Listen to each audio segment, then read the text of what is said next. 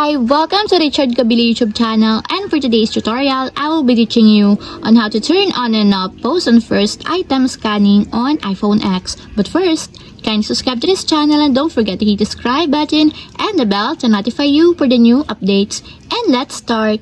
Using your iPhone X, from your home screen first, go to Settings. Then in the settings, scroll down and find the accessibility and then top. Then in the accessibility, scroll down again and go to physical and motor section and then tap the switch control. Then in this part in the switch control, scroll down again and then go to timing section and then tap the post on first item. Then in this part in the post on first item, as you will see, there's a switch button located on the side of it. Then all you have to do is just tap it to enable until it becomes green.